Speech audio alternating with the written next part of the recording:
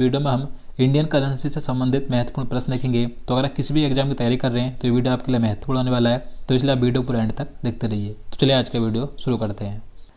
तो यहाँ पर पहला प्रश्न है, आरबीआई ने कितने रुपए के नोटों को 30 सितंबर 2023 के बाद चलन से बाहर करने की घोषणा की है? तो राइट आंसर ए होगा 2000 रुपये के नोटों को। तो देखिए 19 मई 2023 को आरबीआई के द्वारा यह घोषणा की गई है कि जो 2000 रुपये के नोट अभी तक चल रहे थे तो ये 30 सितंबर 2023 के बाद चलन से बाहर हो जाएंगे, यानी कि 30 सितंबर 2023 के बाद 2000 रुपये का नोट नहीं चलेगा।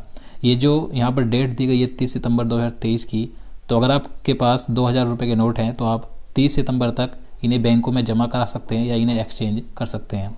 तो 30 सितंबर 2023 के बाद 2000 रुपये के नोट को चलन से बाहर करने की घोषणा की गई है। क्वेश्चन नंबर 2 है, 2000 रुपये का नया नोट चलन में कब आया था? देखिए बात करें ये जो 2000 रुपये का नोट है ये कब शुरू हुआ था, एक चलन में कब आया था? तो राइट आंसर सी होगा 2016 में। देखिए आप सभी जानते हैं जब प्रधानमंत्री नरेंद्र मोदी जी ने 8 नवंबर 2016 को भारत में नोटबंदी की थी, उस समय 500 और 1000 रुपये का नोटों का विमुद्रीकरण किया गया था। तो उसके बाद से ये 2000 रुपये का नया नोट जारी किया गया था। तो 2000 रुपये का नया नोट ये शुरू हुआ था 2016 में। अगला क्वेश्चन है, 2000 रुपये के नए नोट पर पीछे की तरफ किसकी आकृति छपी हुई है? तो देखिए यहाँ से भी क्वेश्चन एग्जाम में देखने को मिलते हैं। तो ये जो 2000 रुपये का नोट है इसके पीछे की ओर आकृति छपी है मंगलयान की। तो राइट आंसर डी होगा। 2000 रुपये के नोट के पीछे क्या छपा है? मंगलयान।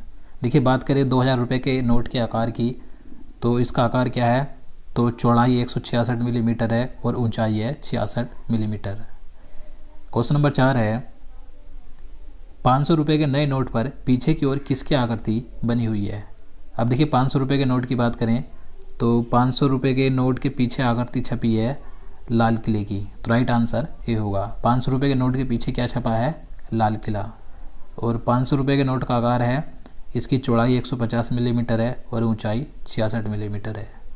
अगला क्वेश्चन है, 200 रुपये के नए नोट पर पीछे की ओर किसकी तस्वीर छपी है? तो देखिए 200 रुपये के नोट की बात करें तो बताइए इसके पीछे किसकी आकृति छपी हुई है 200 रुपये के नए नोट पर?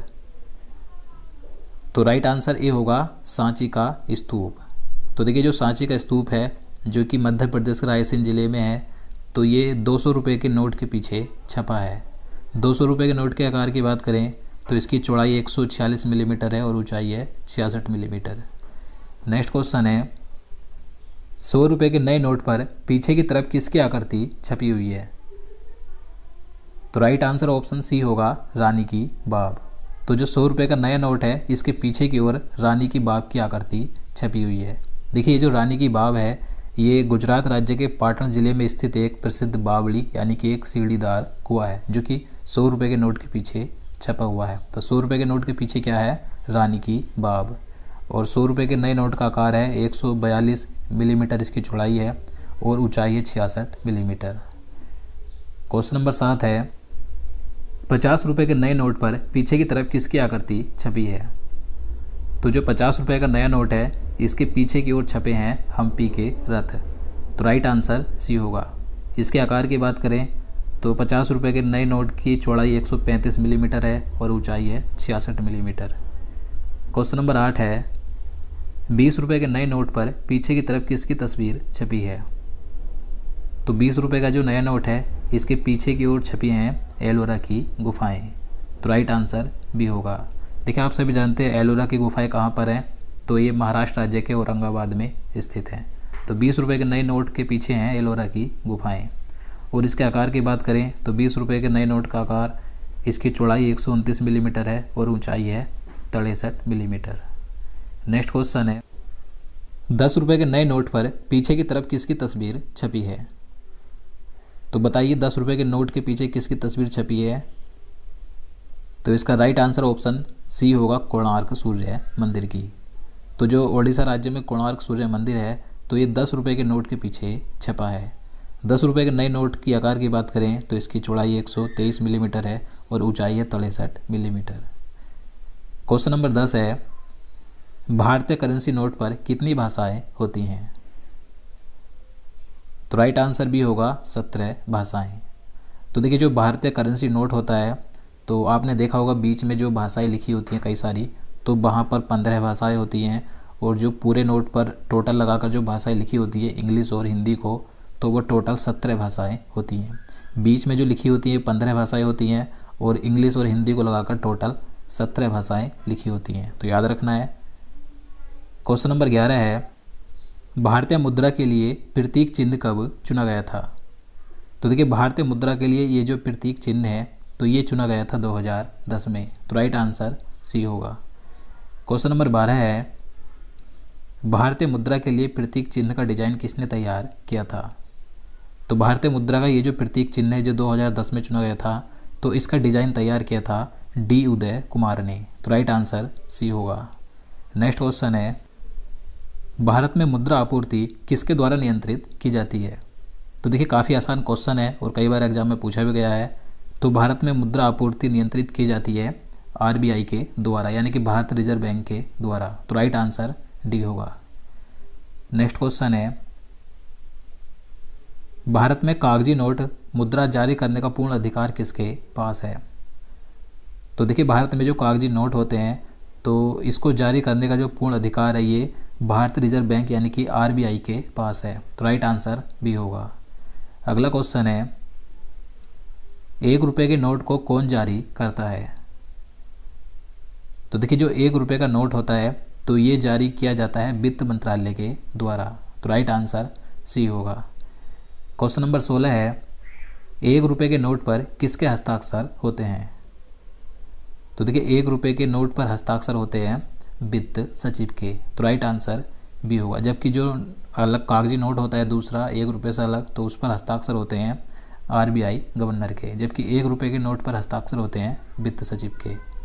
अगला क्वेश्चन है, भारत में सिक्के जारी करने के लिए कौन अधिकृत है? तो भारत में कागजी नोट जारी किए जाते हैं आरबीआई के द्वारा, जबकि जो सिक्के जारी किए जाते हैं तो ये वित्त मंत्रालय के द्वारा जारी किए जाते हैं। तो राइट आंसर ए होगा। अगला क्वेश्चन है, भारत में पहली बार बैंकों का राष्ट्रीयकरण कब हुआ था? तो देखिए, ये भी महत्वपूर्ण प्रश्न है, कई बार पूछा गया है। तो भारत में पहली बार बैंकों का राष्ट्रीयकरण किया गया था 1969 में। तो राइट आंसर बी होगा।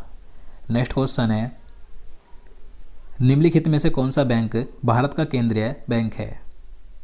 तो बताइए, भारत का केंद्रीय बैंक कौन सा है?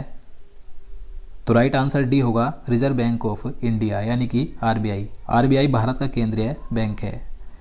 क्वेश्चन नंबर 20 है, स्वतंत्र भारत में पहली बार नोटबंदी कब की गई थी? तो राइट आंसर ऑप्शन सी होगा, 1978 में। तो देखिए, भारत में पहली बार नोटबंदी अंग्रेजों के शासनकाल के दौरान की गई थी, लेकिन यहाँ पर हम बात कर रहे हैं स्वतंत्र भारत की। तो स्वतंत्र भारत में पहली बार नोटबंदी यानी कि विमुद्रीकरण किया गया था 1978 में। तो देखिए, उस समय जनता पार्टी के नेतृत्व में मोरारजी देसाई प्रधानमंत्री थे, तो उनकी सरकार ने 16 जनवरी 1978 को भारत में पहली बार नोटबंदी की थी। उस समय 1000 रुपये, 5000 रुपये और 10,000 रुपये के नोटों को बंद करने की घोषणा की गई थी।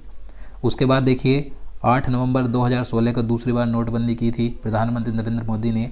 इन्होंने 500 और 1000 रुपये के नोटों का विमुद्रीकरण किया था। तो याद रखना है। नेक्स्ट क्वेश्चन है, भारतीय रिजर्व बैंक की स्थापना कब हुई थी? तो राइट आंसर ए होगा, 1935 में। तो देखिए, भारतीय रिजर्व बैंक यानी कि आरबीआई की स्थापना की बात करें तो इसकी स्थापना 1 अप्रैल 1935 को की गई थी, और इसके बाद 1 जनवरी 1949 को आरबीआई का राष्ट्रीयकरण किया गया था।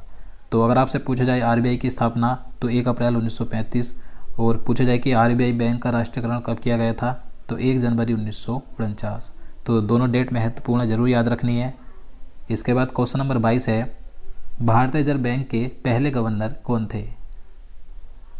तो आरबीआई के प्रथम गवर्नर बने थे सर ओसबोर्न ए स्मिथ। ये ब्रिटिश थे, तो ये भारतीय रिजर्व बैंक के पहले गवर्नर बने थे। तो राइट आंसर ए होगा। क्वेश्चन नंबर 23 है, भारतीय रिजर्व बैंक के पहले भारतीय गवर्नर कौन थे? अब देखिए, बात करें कि आरबीआई के पहले भारतीय गवर्नर कौन बने थे, तो राइट आंसर सी होगा, सीडी देशमुख। इनका पूरा नाम है चिंतामन द्वारकानाथ देशमुख। तो सीडी देशमुख ये आरबीआई के पहले भारतीय गवर्नर बने थे। तो दोस्तों, आज के लिए इतना ही। अब चलिए आज का प्रश्न देखते हैं, जिसका आंसर नीचे कमेंट बॉक्स में बताना है।